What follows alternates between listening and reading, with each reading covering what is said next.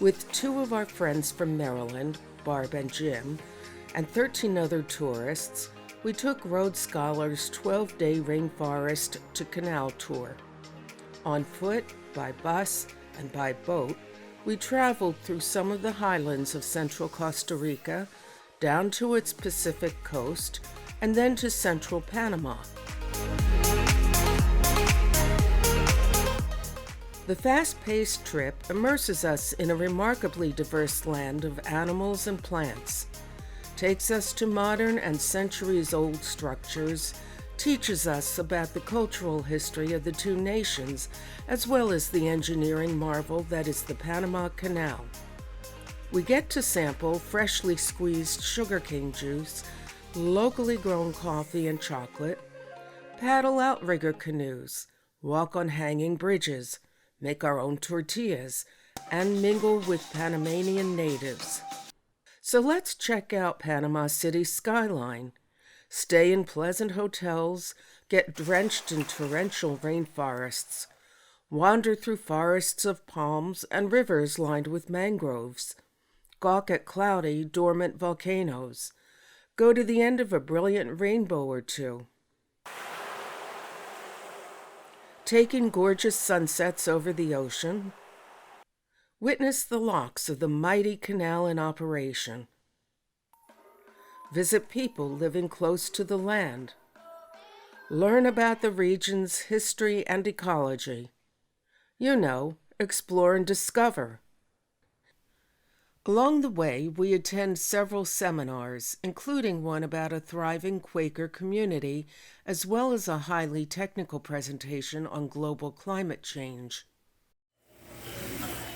We usually fortify ourselves for all that activity with ample daily buffet breakfasts of delicious omelets and that speckled Costa Rican staple, gallo pinto, which is rice and beans.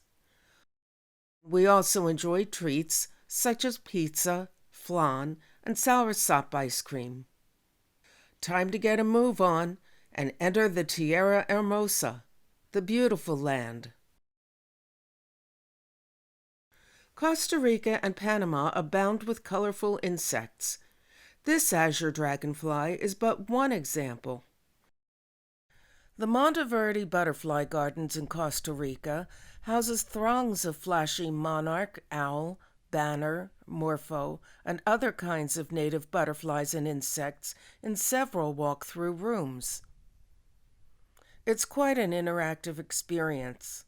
For instance, here a morpho fearlessly hitches a ride on one of the scholars' hats. The caterpillars are a bit duller, as are the eye-spotted, camouflaged, folded wings of the morpho butterfly. But opened, the morpho's wings shimmer iridescently in shades of blue.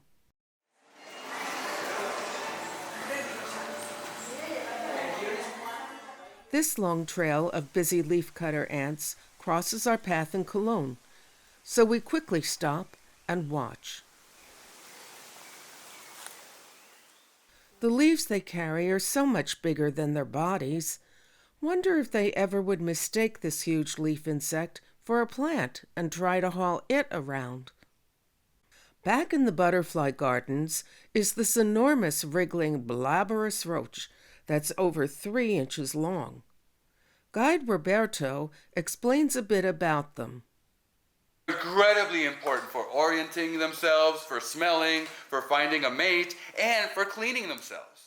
And scorpions who frequent his house. I've been here about 8 years. My kids have found maybe at least 50 of these things in their bedrooms.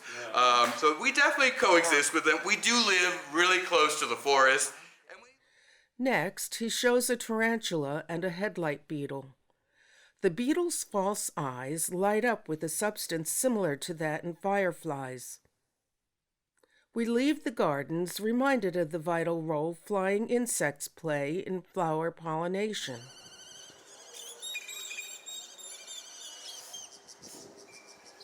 Costa Rica and Panama are a birdwatcher's delight, with over 900 species of avians.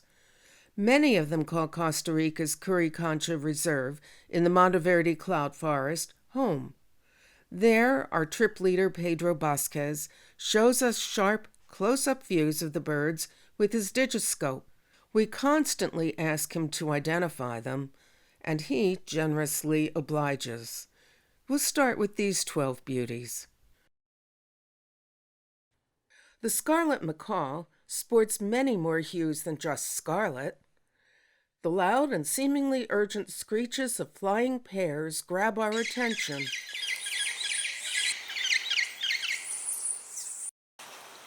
This bunch hungrily tears into the leaves of a tree, carelessly dropping big pieces of leaves and twigs on the ground.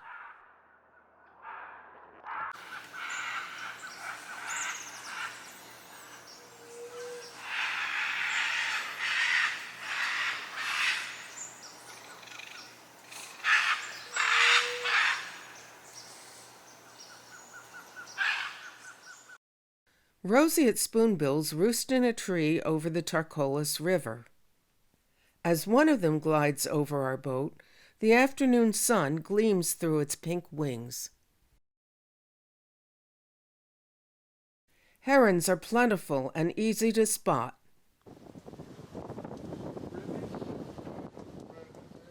A tiger heron slowly strolls around a pond at our hotel in Arenal.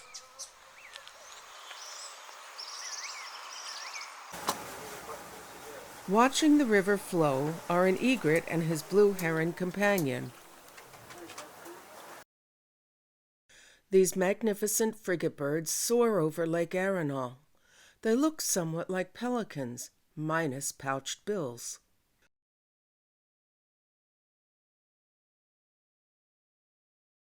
Frog leg appetizers, anyone? And the rest of the frog for the main course? Seen from our jungle crocodile safari boat on the Tarcoles, a snowy egret near the shore meticulously dines on one. Notice how its feathers vigorously shake as he attempts to swallow it. After that, and several dips of the frog into the water, he finally gulps down the amphibian. Bon appetit! At the Hotel Montaña in Monteverde, a large white-throated magpie jay noisily announces its presence.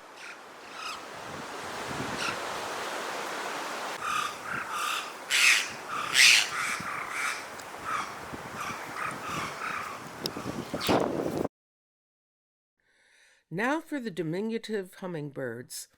50 of the over 300 species of these nimble racers live or breed in Costa Rica.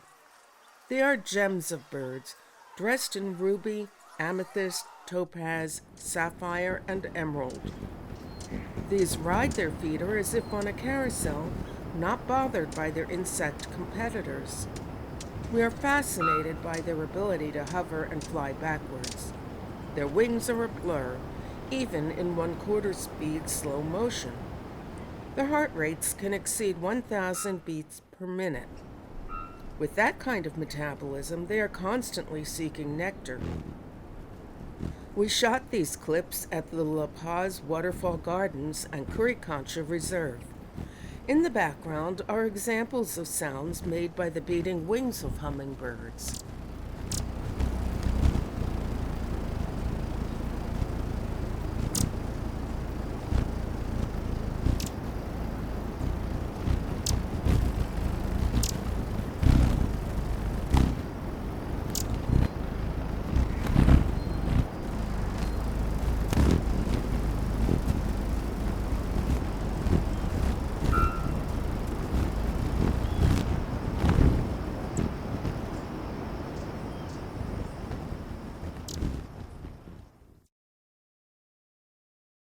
The lineated woodpecker has a bright red crest and can grow over a foot long. Our personal favorite of this group is the resplendent quetzal. With multicolored iridescent feathers extending much longer than their bodies, these gorgeous birds easily grab the attention of all of us. At Curicancha, we find a few that are very well camouflaged in trees. Our eyes and cameras strain to focus on them.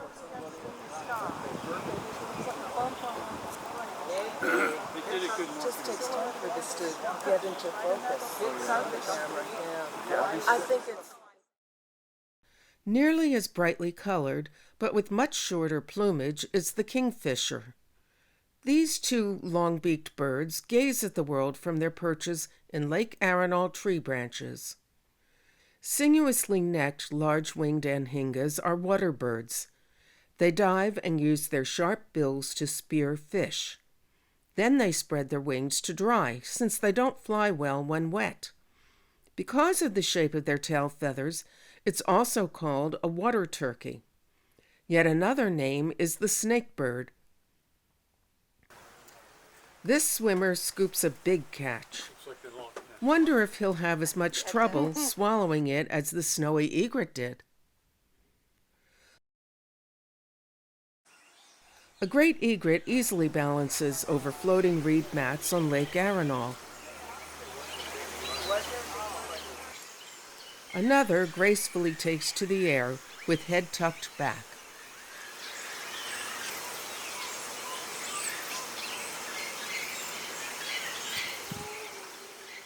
Aside from that assortment of a dozen, several other fowl caught our gaze. A long-legged white ibis with its downward curving bill curiously eyes us as we float by.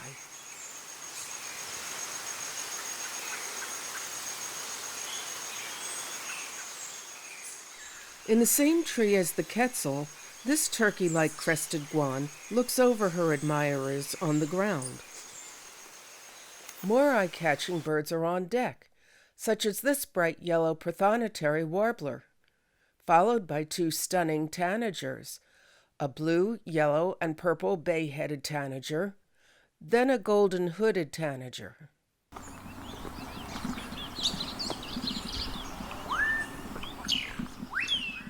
Not so colorful, but still beautiful, are these blackbirds. The melodious blackbird has a distinctive whistle. Chacalacas tend to move in packs. This bunch in a tree is no exception. The apt name comes from an Indian word meaning chatterer. We can't resist. Boom chacalaca.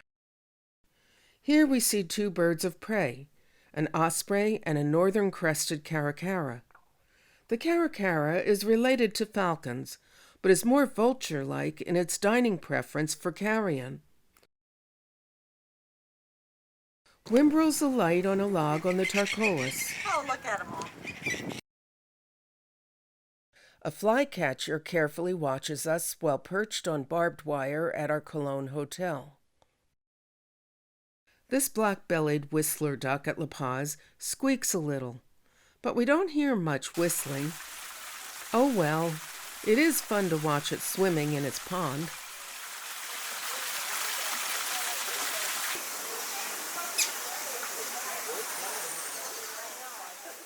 Early in the morning, chirping and hopping along in the bushes near our cabins is a scarlet-rumped tanager.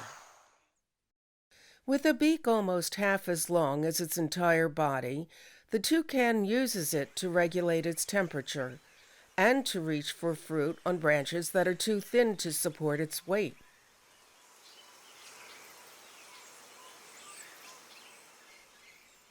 At La Paz, we jump at a chance to feed two of them. Also, they make food for people every day.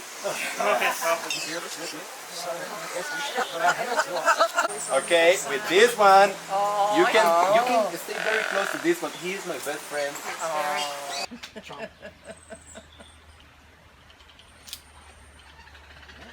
We're hungry. You like that, huh? You're waiting for more? Is that what you're doing? A common tree for the birds to roost in is the strangler fig. This type of ficus grows around other trees. Like bromeliads, they start life as epiphytes with roots growing down as thick vines. Eventually, they kill their host tree by blocking its sunlight. Then the inner tree hollows out, making for fun passages. Let's try one out at the Curicancha Reserve. The pot-bellied barragon tree bulges like a baobab. This one at the Hotel Malia in Cologne has pom-pom-like flowers that, on tumbling to the ground, attract ants. It also hosts a termite nest and bromeliads. It seems that bromeliad epiphytes attach to just about any kind of tree, even those with spiral trunks.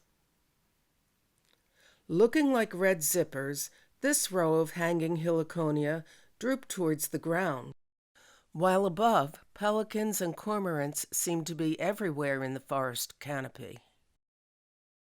A large flock of birds wheels over the mountainous area surrounding Lake Arenal as we move on to Vida Campesina, an ecotourism farm near La Fortuna in the Costa Rican mountains. The focus of Vida Campesina is on organic and sustainable farming. Plants here range from the edible to medicinal to toxic. The grounds are beautifully maintained. The restaurant's tabby cat is quite friendly.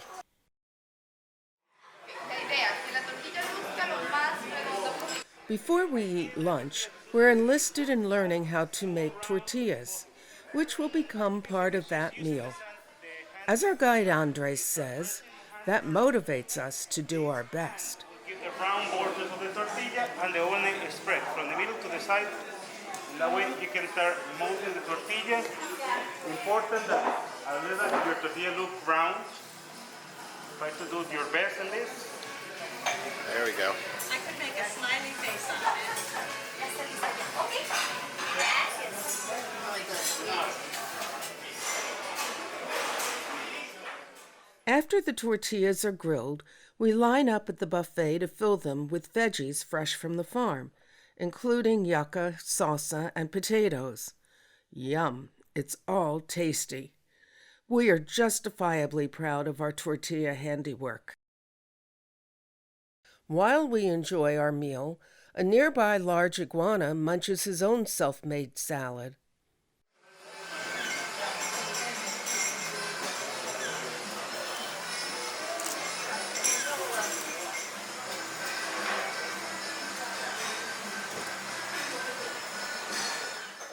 After observing the Costa Rican way of brewing coffee, we sip it and get an overview of the farm.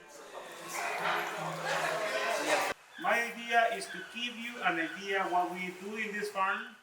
Andres describes the properties of some of the plants grown here. There are plenty of edible, medicinal, and floral crops. What is this root? No. Tamarind. Oh, Turmeric. Turmeric, curcuma, the best anti-inflammatory in the world. The thing that you asked me, these things that we are going to be seeing. But not all are good for you.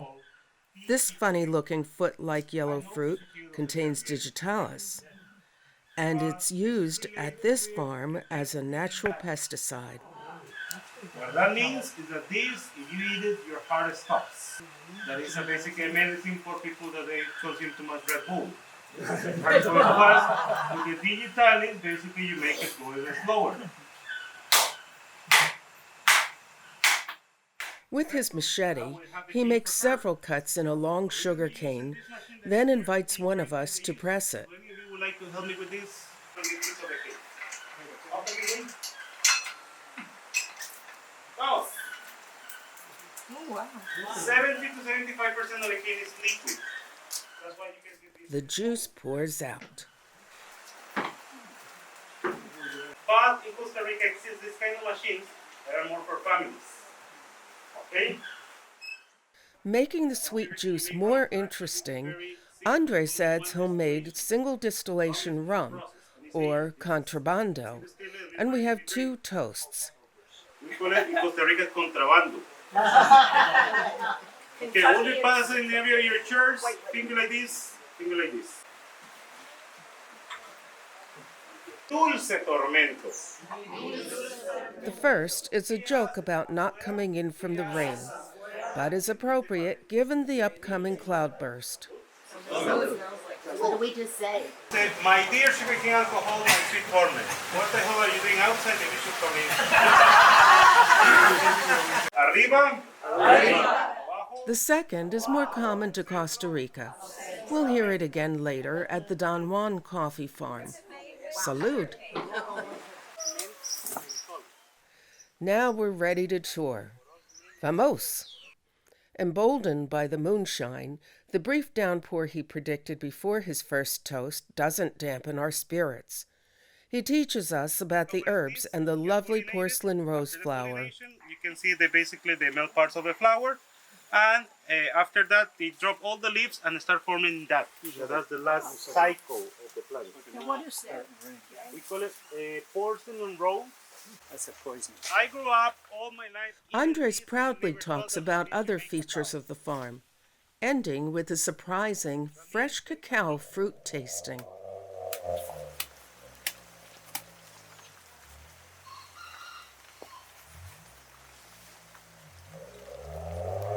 Oh my God. You can suck it and don't bite it. Coffee is very important to Costa Rica's economy. Led by Guide Grevin, we learn about growing and harvesting it at the Don Juan farm. There was a recent harvest, so we see only a few cherry-colored beans on the trees. Grevin describes the tree pruning and the hard work of harvesting the beans. First 5 years, it's done by hand, but with many reasons. So for that, we are going to use this expensive device. Drying is done by thinly spreading the beans with a wooden rake to better expose them to the sun's heat in greenhouse-like rooms. Grevin simulates bean roasting using a skillet. The unmistakable coffee aroma fills the room. Muy bien, amigos. How is it going? Pura vida. It's a little bit acid, but at the same time has some bitterness. Most of the Costa Rican people, we drink the medium roast, which is called the chlorogenic acid. The chlorogenic acid works as a dietary supplement. When you drink it, makes your stomach feel full, so you lose some appetite. You are not going to eat too much. Much as was done at Vida Campesina, the freshly roasted beans are drip extracted in a reusable filter, and we sample it. Muy bueno. Then we can reuse it again and again. So it seems like a hot chocolate crema. So this crema is produced by the natural oils that we have in the coffee. At Don Juan, chocolate from cacao is also produced. Here are pods ready for processing. We'll hear about another use for cacao when we visit a medicine man in Panama. We are gonna get them all together and then we are gonna break them even with the peel. Because then we are gonna blow the husk. We are with other machines. Grevin roasts and grinds some cacao beans, with some of them popping. With his humorous recipe, he makes a tasty hot chocolate drink for us. They mix this cocoa liquor with another ingredients such as milk, sugar, black pepper, cinnamon, salt,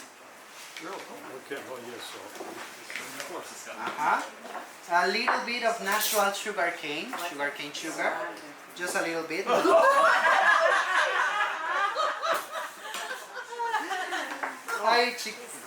Cayenne chili pepper.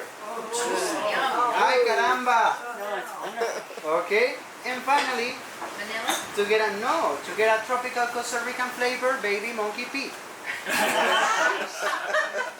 But it's difficult to find a monkey, so I rather to use vanilla. Okay, so now we'll bring out boiling hot water. Just hot, not boiled. Just hot water, not boiled, exactly. It's because we are gonna drink it almost immediately, so it will be difficult with boiling water. Arriba, abajo, al centro, pa adentro. After that merry toast, we down the delicious beverage. The last treat is a ride in a traditional, heavily decorated Costa Rican ox cart. They were commonly used to haul goods well into the 1960s.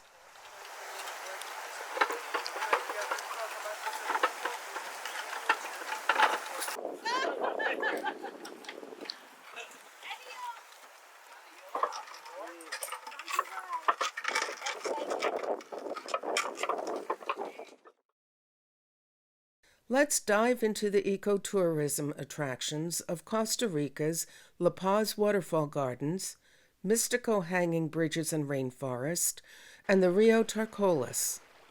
At La Paz, the restrooms look as if they were carved out of the environment, with touches like faux rock, waterfalls, and faucet handles, replete with frogs hanging onto them. That is flowers that is active at nighttime. Pollination in the water is by bats. All of these places have a wealth of striking plants. In a butterfly garden are huge blossoms of Angel's Trumpet datura. Like the yellow fruit we saw at Vida Campesina, they contain toxic substances. Here's one of the 5 waterfalls at La Paz, roaring away.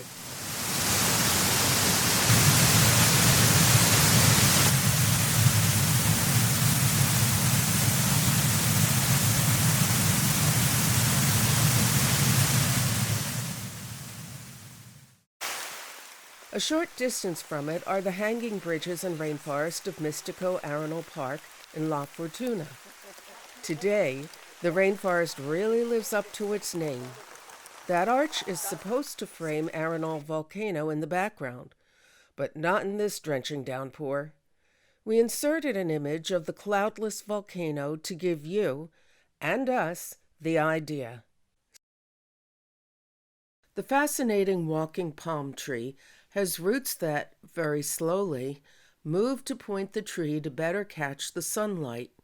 They also grow in Panama. As we walk the trail, Pedro talks about the dangers of deforestation, erosion, and sediment runoff to the oceans, causing coral reef bleaching. And with the sediments right on the coast, coral reefs are dying because somebody started deforestation in a high elevation. Despite the deluge, we march across the swaying hanging bridges, gripping the cables and rails.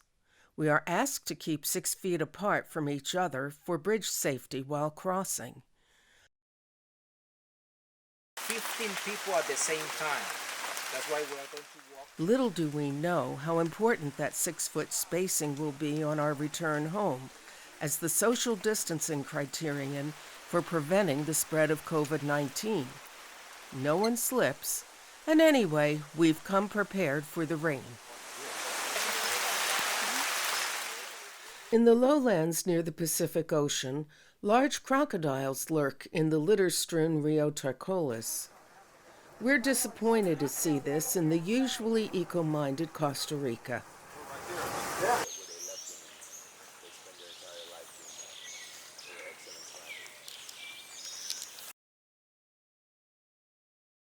At times during the trip, Pedro leads us on early morning wildlife excursions. Here, howler monkeys are swinging in the branches close to the Arenal Paraiso Hotel and living up to their name.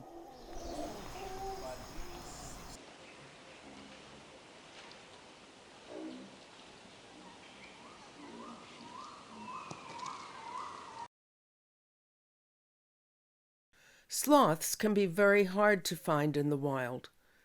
These are at the La Paz Waterfall Gardens. They really enjoy hanging upside down from branches. Apparently, they only descend to the ground about once a week to poop and pee. That green in their fur is from algae, which grows due to their laid-back lifestyle.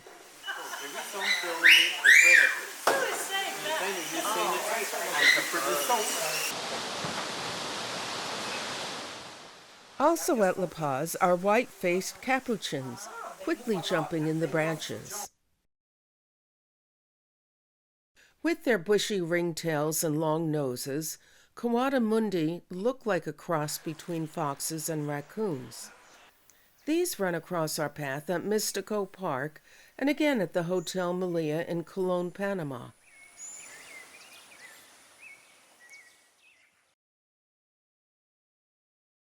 One of them rears up on its hind legs, perhaps warning us not to approach, then scampers away. Are they guinea pigs or very large rats? No, these are agoutis, which are burrowing rodents. They're on the prowl for something to eat. Next stop, the bat jungle in Monteverde, Costa Rica. Our guide enthusiastically talks about the variety of these voracious insect eaters. We're told that these flying mammals have very sensitive hearing, as illustrated in the Big Ears exhibit. Plus, they have that sonar ability, which enables them to find their way in dark places. The jungle has an indoor glassed-in cave. Yes, a bat cave, but no robin. Where, aided by flashlights, we see bunches of them literally hanging out. They have that in common with the sloths.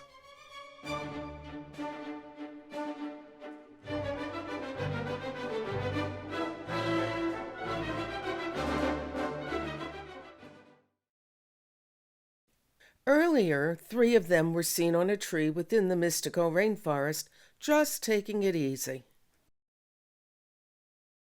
After descending from the mountains in Monteverde, we find ourselves at a sunny beach near Punta Leona on the Pacific Ocean. It's time for an outrigger canoe ride with kayak jocko's capable and fun staff. We try to paddle in time with each canoe's leader. Periodically, we switch paddling sides, prompted with a hop ho, but it doesn't always go smoothly. Everyone's all smiles. A sea turtle passes by, but we are too preoccupied with our paddles to get a photo. All right. Pura vida.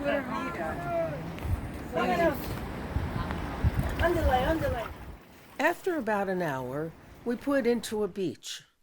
The water's too rough for snorkeling, so we tour the tidal pools. Sea stars and urchins appear in the crystal clear water. On land, there are plenty of hermit, goblin, and other crabs. A snack of fresh fruit strengthens us for the return journey. In the waning days of our trip, while in Panama, the encroaching COVID-19 pandemic rapidly changes our situation. Several of our planned destinations now are closed, leaving our leader, Ray, to scramble to reprogram the trip on the fly. One thing that is salvaged is a delightful visit with the indigenous Embera Quera people. Using motor-propelled dugout canoes, they ferry us on a roughly half-hour ride along the Gatun River. We pass caimans, fishermen, and people doing their laundry in it. We are coached on Embera words, such as "be a boy" for thank you. The river levels are very low, forcing us to get out and walk briefly while the lightened boats move over the shallows. No, we haven't gained that much weight on this trip. All fingers inside.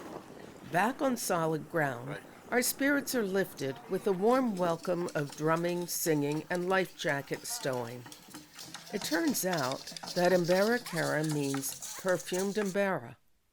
Some of the women seem to be wearing lipstick, but the lip coloring is extracted from a locally grown plant.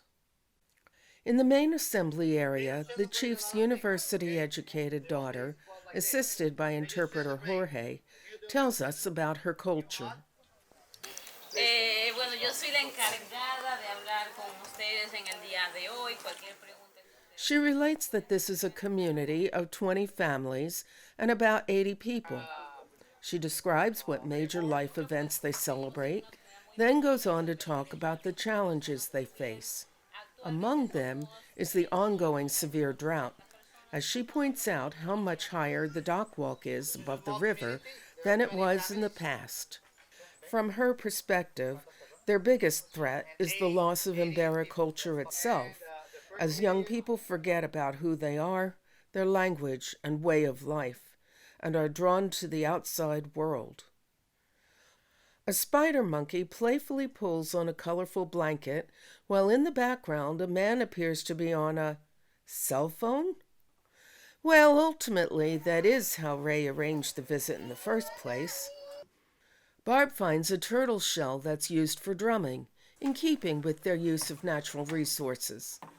One of the youngsters looks like he's training to join the drum line. Embera are noticeably family-oriented, with the children clinging to their fathers as much as to their mothers. The community is agrarian, and they supplement that with plenty of fishing.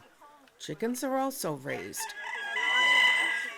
With the botanicals medicine man and his child leading, we tour the schoolroom.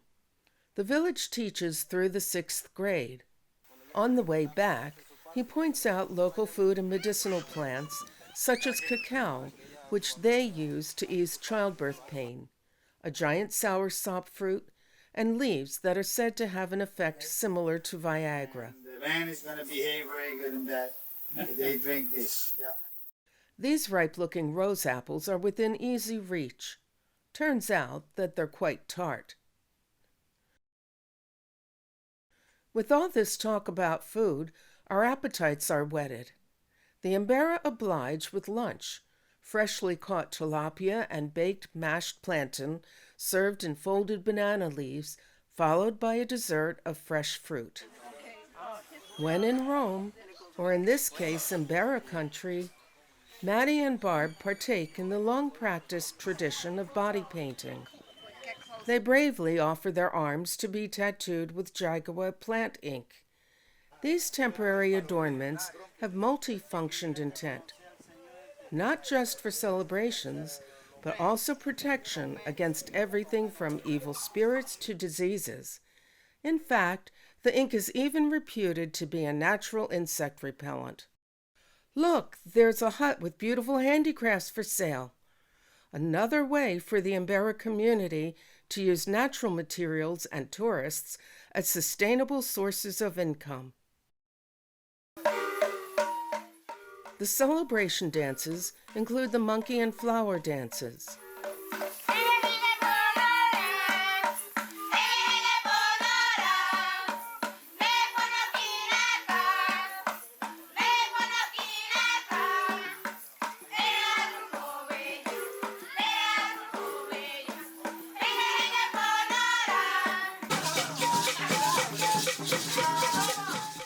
There's also a bit of a mixer, where the young men and women take a turn around the floor.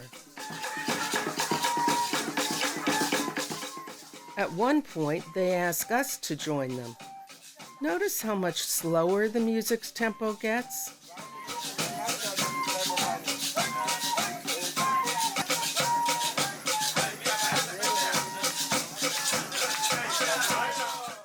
It's time to board our boats to return to our hotel.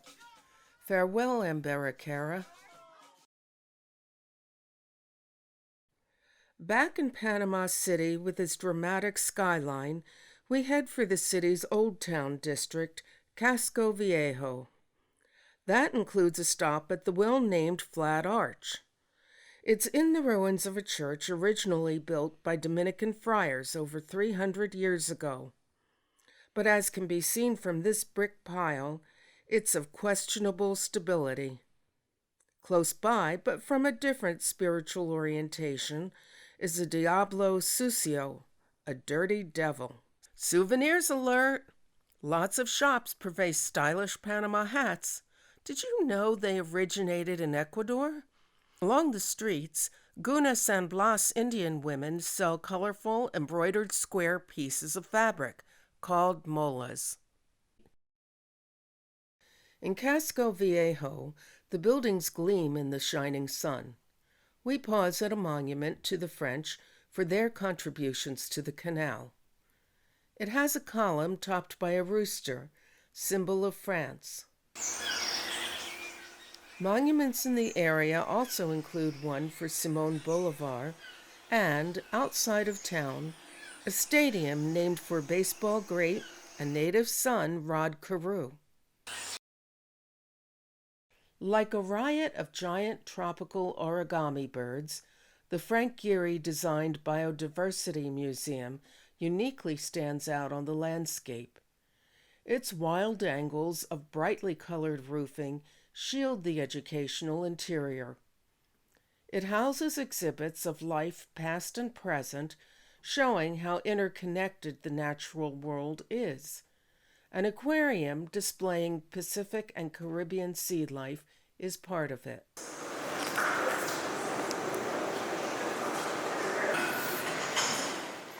Near the city center in Independence Plaza, the spires of St. Mary's Cathedral seem to glow from their lustrous mother-of-pearl inlays. Nearby is the Panama Canal Interoceanic Museum. Its exhibits detail how Panama's centerpiece, the Bridge of the World, was constructed and recently expanded. To prepare us for the visit to the massive Miraflores locks, Ray leads us through the museum, pointing out key details and telling stories. Miraflores is one of the 3 sets of locks of the canal. The canal is about 50 miles long, connecting the Pacific Ocean with the Caribbean Sea. A typical transit takes about 11 hours. The Miraflores locks are 1,000 feet long and employ a 2-step method to make a 54-foot-high lift of ships headed for the Caribbean.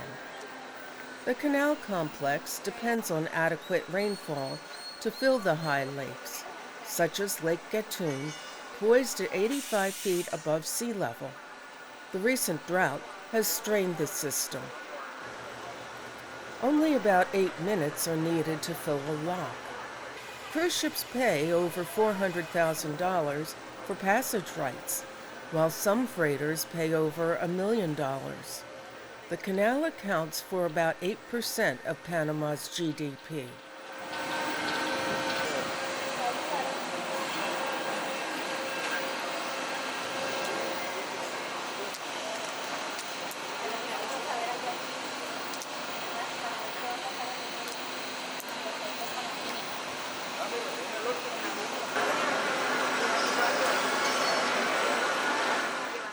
The locks open, and with a puff of smoke, off she goes.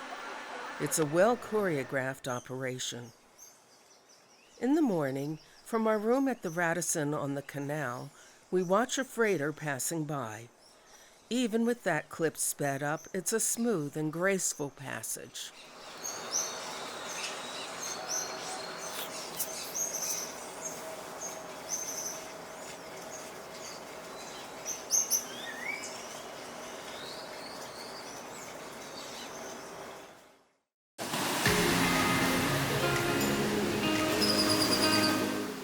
The travelers are enchanted by the brilliant Pacific sunset and crashing waves at Playa Blanca.